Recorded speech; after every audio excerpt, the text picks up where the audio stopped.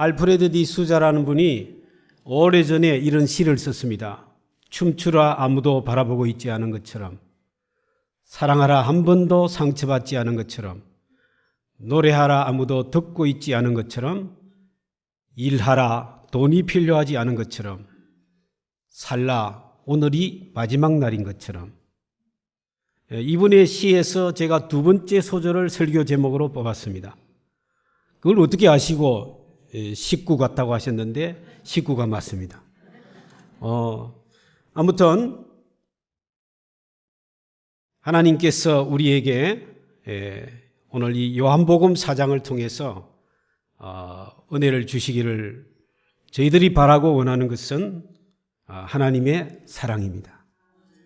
그 사랑을 우리가 가지고 오늘 다시 한번 재무장에서 산다면 이 땅의 나그네 삶이지만 천국이 이루어질 줄로 믿습니다. 그런데 문제가 있어요. 문제가 다르다는 것 때문에, 나하고 차이가 있다는 것 때문에 차별하게 되는 것이 우리 인간의 타락한 본성입니다. 많은 면에서 습관이나 기질이나 성격이나 하여튼 교육이나 빈부의 격차나 인종 간의 차별, 이런 것 때문에 갈등이 있고 심지어는 서로 죽이는 전쟁의 일이 일어나기도 합니다. 제가 오래전에 부흥회 때 들은 이야기입니다.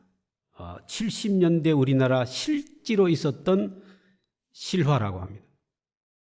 여러분 아마 아시는 분이 있을지 모르겠어요. 처녀총각이 연애를 했습니다.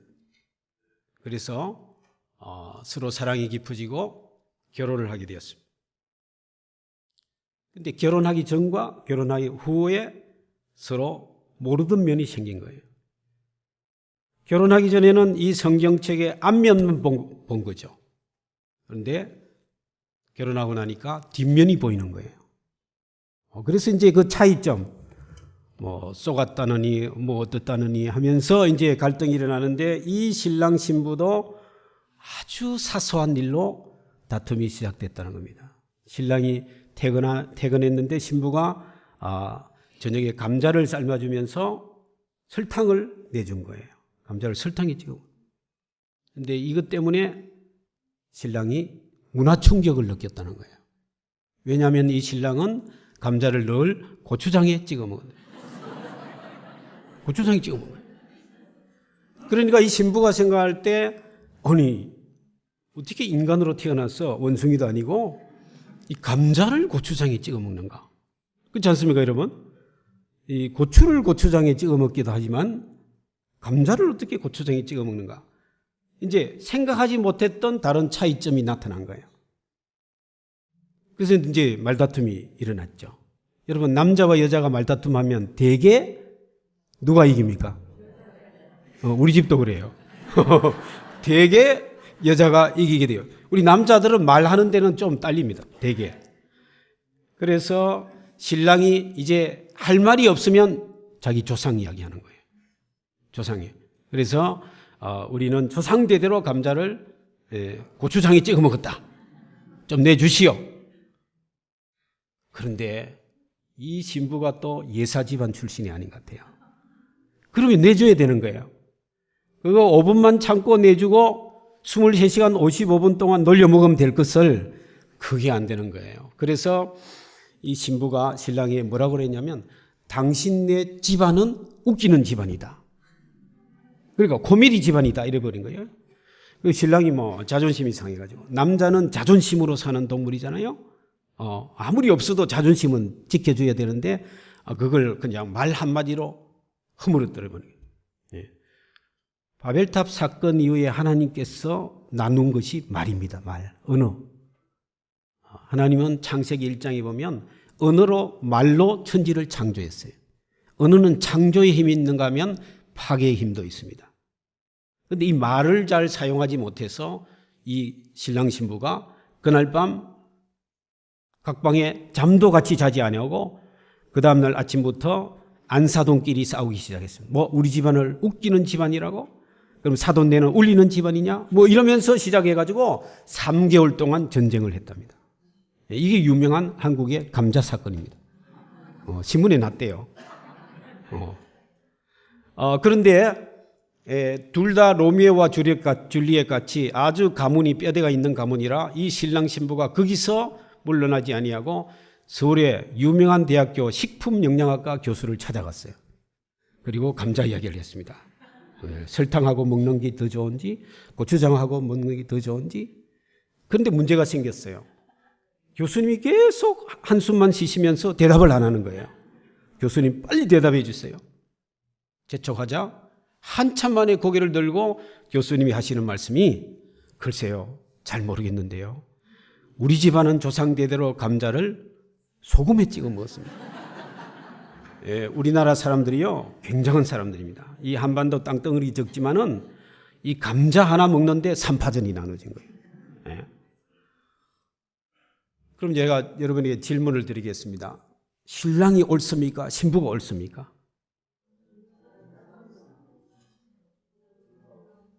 대답하려면 크게 하십시오. 예? 두 사람 다 옳습니다. 야, 양정교의 수준이 역시 높은 걸 알 수가 있어요. 다들 그렇게 생각하신 것 같아요. 나를 기준으로 하면 상대방이 틀렸습니다. 그러나 상대방을 기준으로 하면 옳은 거죠. 아니, 하나님을 기준으로 하면 하나님께 여러분 감자 먹는 게 설탕, 고추장, 소금 하나님께 뭐가 문제가 되겠습니까? 인간이 문제가 되는 거죠.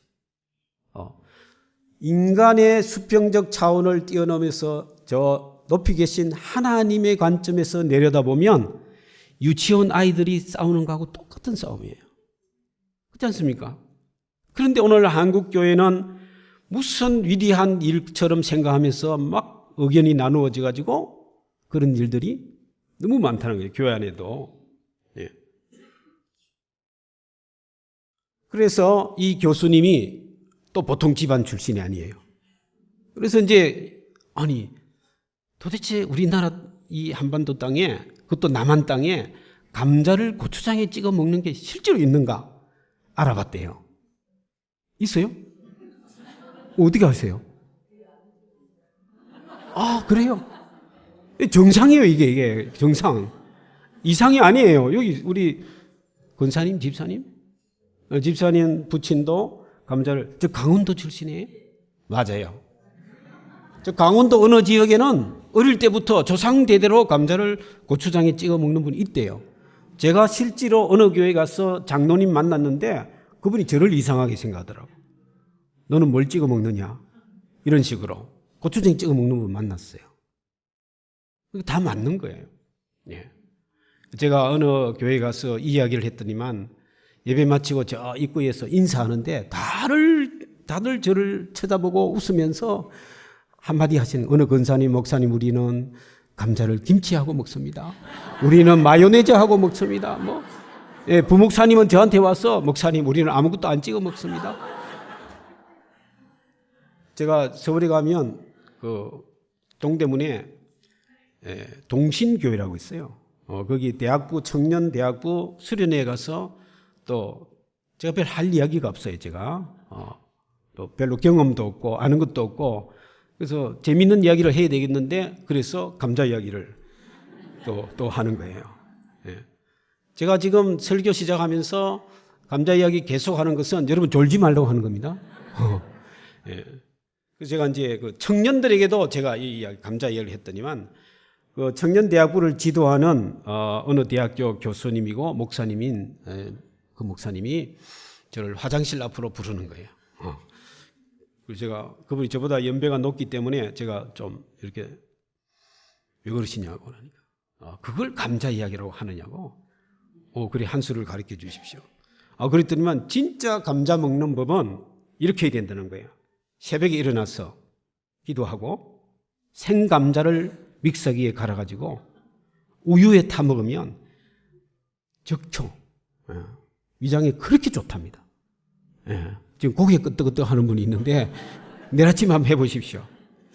제가 독일 유학하고 와서 워낙 스트레스 많아가지고 위장이 굉장히 안 좋았거든요. 내시경을 얼마나 했는지 몰라요. 독일에서도 하고 한국에서도 하고 막 위장이 한국에 와서 장신대에 강의하는데 2년 동안 고생했어요. 그래서 그 교수님의 이야기가 너무너무 저한테는 막 가슴을 울리는 거예요. 우리 기독교식으로 하면 은혜가 넘치는 거예요. 그래서 제가 새벽에 일어나서 제 아내에게 부탁해가지고 감자를 갈아가지고 평소에 우유 잘 안 먹어요. 소화도 잘 못해요. 근데 믿습니다 하고 죽으면 죽으리라 하고 이제 감자를 갈아가지고 우유에 타가지고 마셨는데 어떻게 됐겠어요? 이제 태어난 생애 처음으로 하루에 화장실 왔다 갔다 한 횟수가 최고 설사했습니다. 제가 그 교수님을, 그 목사님을 원망했어요. 그리고 조금 있다가 회개했습니다. 제가 그 교수님을 원망할 이유가 없는 거예요. 보니까 그분하고 저하고 체질이 다른 거예요. 체질이 달라. 사상 체질이든 발상 체질이든 하여튼 체질이 다른 거예요. 제 체질은 엄체질, 소음 체질이에요. 제 체질은 우유도 소화 안 되고 찬 거 먹으면 안 돼요. 그런데 그분 말에 현혹돼 가지고 그냥 그분 말대로 했다가 제가 그분 욕할 뻔했잖아요. 체질이 다른 걸 모르고 그때부터 제가 이제 결심했어요. 하나님 말씀만 믿어야지 사람 말 믿어서는 안 되겠구나. 왜? 체질이 달라. 다르다는 겁니다. 달라. 차이점. 사람은 차이가 있으면 차별합니다. 그런데 예수님은 그러지 않았습니다. 유대인에게 사마리아 사람은 동물로 치면 개와 같은 동물로. 그때는 가장 비하하는 것이 개와 같아 이렇게. 유대인은 사마리아 사람을 인간으로 취급하지 않았습니다. 그런데 오늘 요한복음 4장에 예수님은 사마리아 여자를 만나서 대화를 하고 있습니다. 언어를 주고받고 있는 거예요. 인간의 삶은 언어입니다. 언어. 소통이고 대화입니다. 언어는 인격을 표현하는 것이고 비트겐슈타인이라는 언어 분석 철학자에 하면 이 인간의 가치관, 세계관, 사상의 집은 바로 언어라고 그랬습니다. 그래서 언어를 어떻게 구사하는가를 보고 인격을 알 수 있다는 거죠. 그런데 예수님의 언어는 여러분 성경을 잘 보시면 되게 약자나 세상에 멸시받는 사람을 높이 들으세우는 언어를 쓰고 있습니다. 700년 동안 유대인과 사마리아 사람은 장벽을 쌓아서 38성 같은 장벽을 쌓아가지고 왕래하지 않았습니다. 상종하지 않았습니다. 만나지 않았습니다. 700년 동안 전통을 예수님이 오늘 깨뜨리는 겁니다. 예루살렘에서 갈릴리로 나사렛으로 가는 길은 세 가지가 있습니다. 요단강 쪽으로 돌아가는 길이 있고 지중해 도로, 왕의 도로 쪽으로 가는 게 있고 가운데 지름길이 있습니다. 그런데 가운데 지름길로 가면 사마리아가 있기 때문에 유대인들은 이 길을 안 갔습니다. 그런데 예수님은 오늘 이 가운데 사마리아로 지나가게 된 겁니다. 그리고 여기 요한은 이 성경에서 아무 설명이 없지만 700년 동안 쌓이고 쌓인 그 전통을 예수님이 오늘 깨뜨리고 있는 것입니다. 아무도 하나님을 믿는 제사장, 레위인, 서기관, 율법학자 그렇게 하나님을 잘 믿는 사람들이 사마리아 사람을 무시했습니다. 721년 북쪽 왕국 이스라엘이 아시리아에 망하게 되자 수십만 명을 끌고 갔고 아시리아로 그리고 아시리아 사람을 또한 이 사마리아 땅에 보내가지고 혼혈이 되게 만들었습니다. 그래서 유대인은 피를 강조하지 않습니까? 유대인의 혈통을 강조하는데 이 아시리아는 순수 유대인이 아니다. 피가 섞였다. 그래서 인간 취급하지 않았습니다. 그런데 오늘 성경에는 예수님이 남자 대 남자로 만난 게 또 아니고 여자를 만났다는 겁니다. 여성들은 12살이 되면 그 당시에 많은 아버지들이 자기 딸을 팔았습니다. 노예로 팔았습니다. 경제사정 때문에. 그리고 여성과 어린이들은 인간 취급하지 않았습니다. 그러니까 유대인의 입장에서 보면, 예수님의 입장에서 보면 사마리아 사람이기 때문에 인간이 아니고 또 여자이기 때문에 또 인간이 아니고 이중 삼중으로 차별되어 할 수밖에 없는 이 사마리아 여자를 예수님은 만났다는 겁니다. 대화를 했다는 겁니다. 인격을 존중했습니다. 그래서 하나님의 사랑은 사람이 만들어 놓은 악한 풍습과 장벽을 무너뜨리는 것입니다. 그게 선교입니다. 여러분이 아프리카 탄자니아까지 가서 예수 그리스도의 사랑, 그 장벽이 많지 않습니까? 피부 색깔도 너무 달라요. 말도 통하지 않아요. 문화도 다릅니다. 음식도 다릅니다. 얼마나 많이 다릅니까? 그걸 뛰어넘어서 하나님의 사랑을 보여줄 때에 아프리카 사람들이 가슴으로 복음을 받아들이게 되는 거죠. 그게 선교입니다. 선교는 예수님의 방식대로 하는 거예요. 그런데 오늘 예수님이 대화하는 가운데 예수님이 그 사마리아 여자에게 물 좀 달라. 야고보의 우물이 있지 않습니까? 성지순례 가면 지금도 있어요. 그 우물이 그대로 있습니다. 거기다가 성당을 지어놨죠. 물 좀 달라 하는데 여자가 당신은 유대인으로서 어떻게 나에게 물을 달라 하느냐고. 물 한 잔 달라는데 국경이 있고 장벽이 있고 물 한 잔도 주기 싫다는 겁니다. 이게 인간입니다. 마음에 들지 않으면 물 한 잔 주는 것도 싫다는 거죠. 예수님 말씀하셨잖아요. 이 물을 먹는 자는 다시 목마르리와 내가 주는 물을 마시면 영생하는 영생수다. 여자가 뭔가 다른 걸 느꼈어요.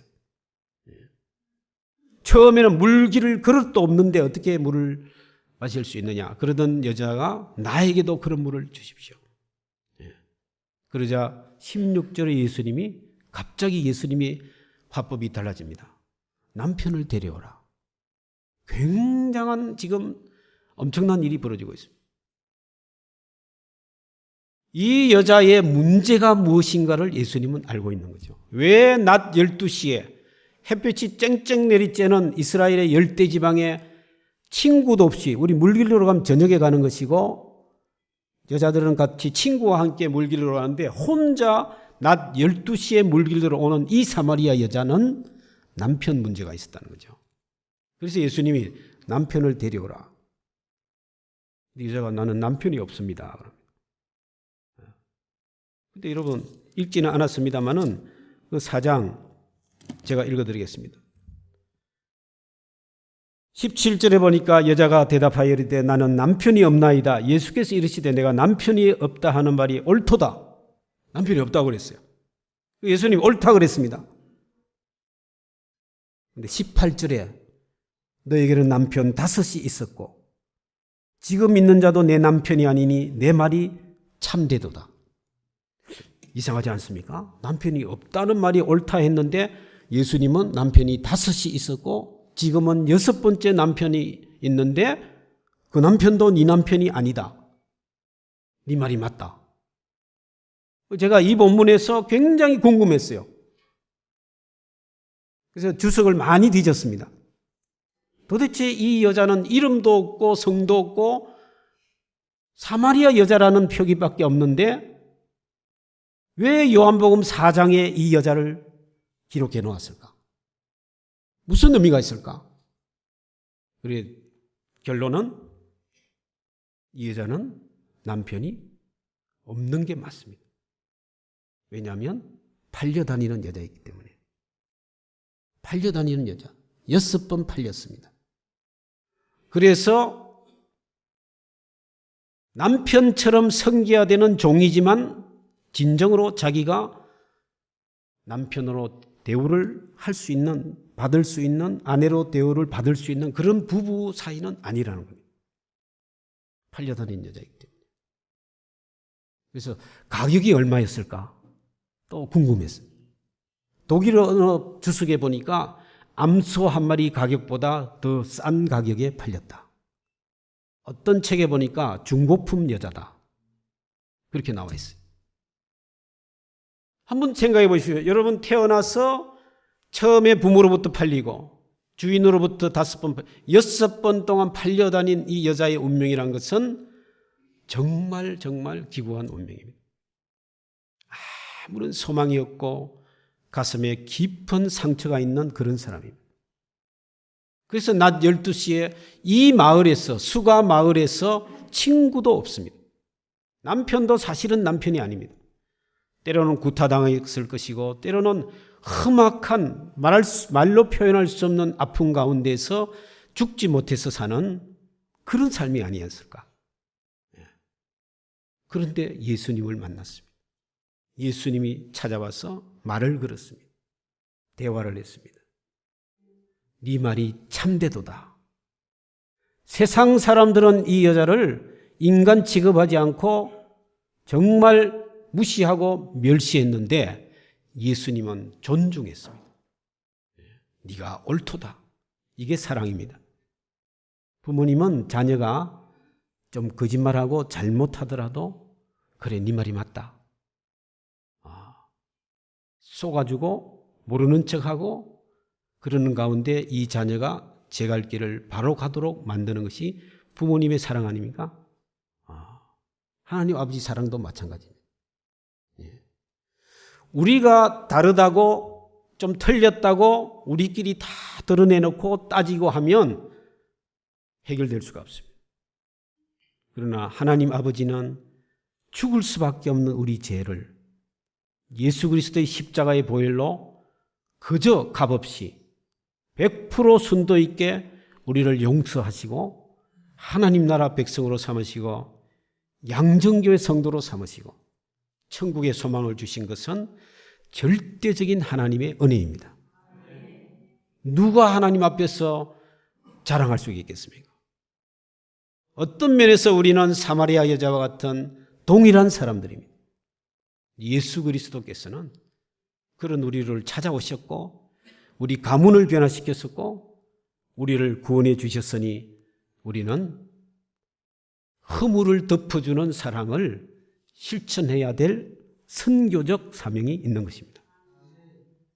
예수님은 언어를 선택하실 때 분명히 여자가 거짓말했어요.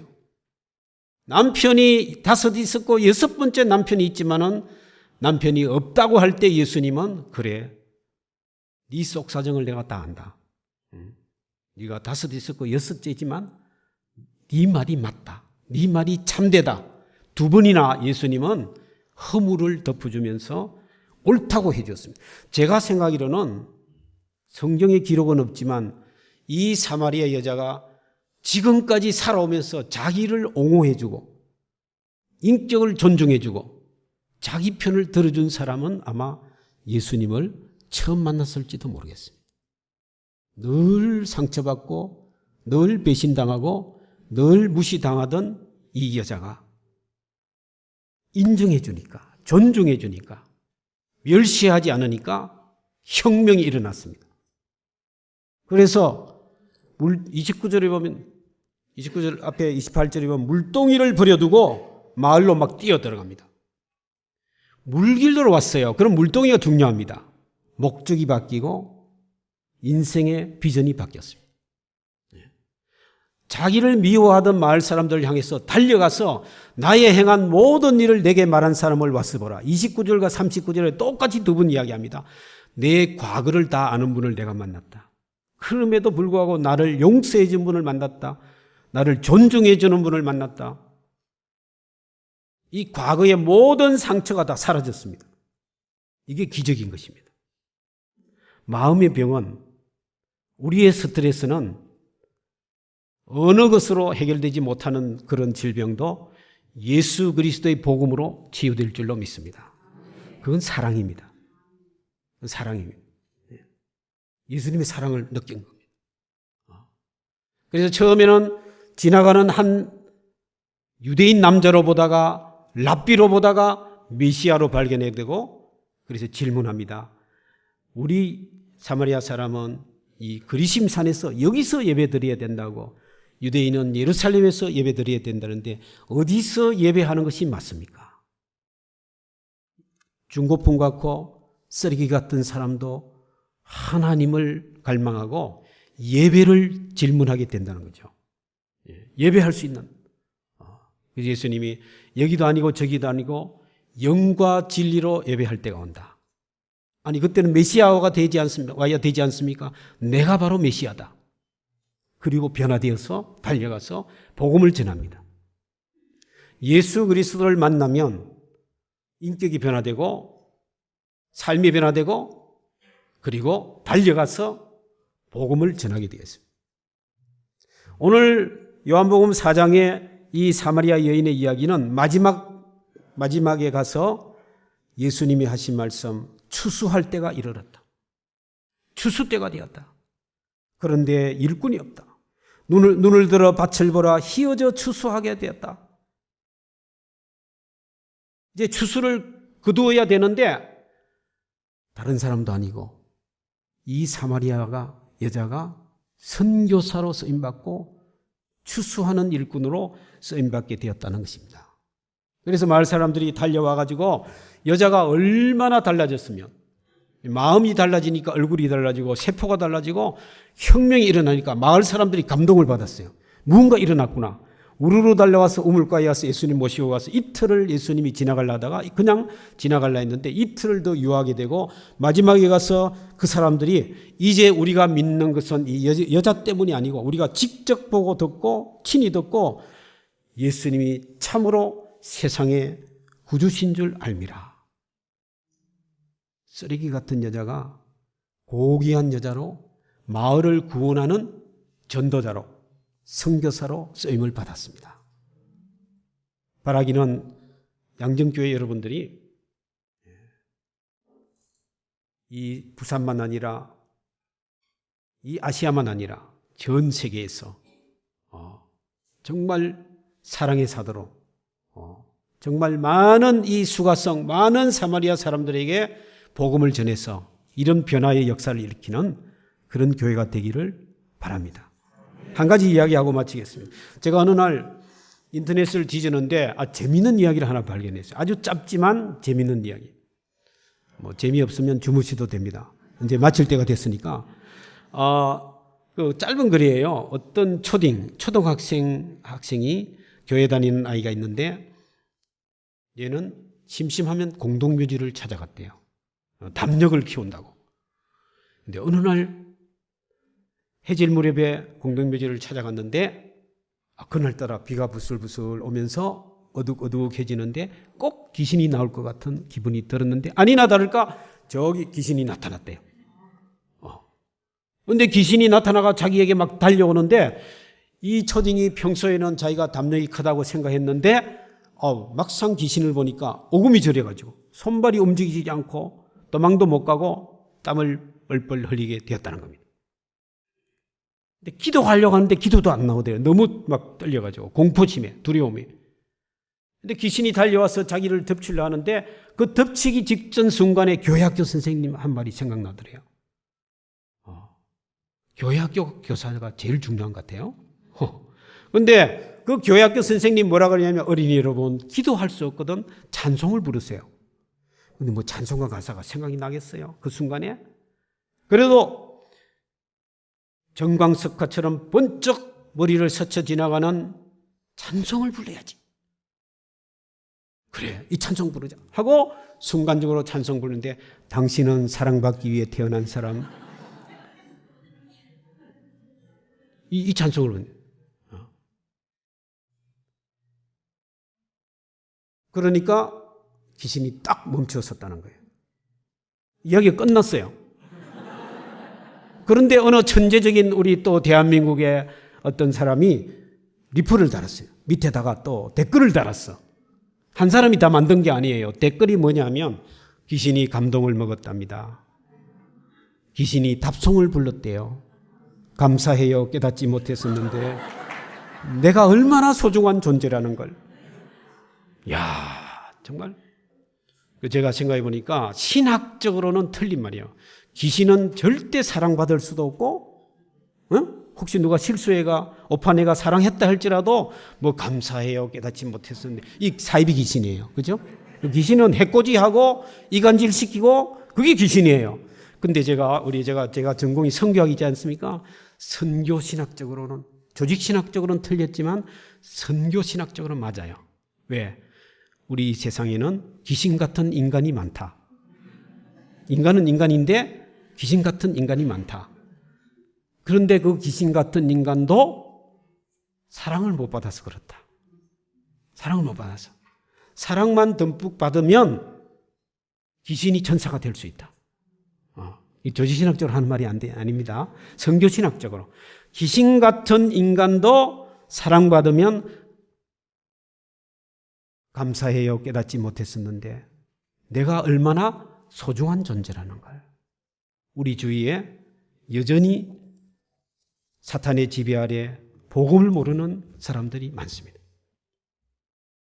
우리 주위에 여전히 이 사마리아 여자같이 멸시당하고 무시당하고 고통당하고 아픔 속에 있는 사람들이 많이 있습니다.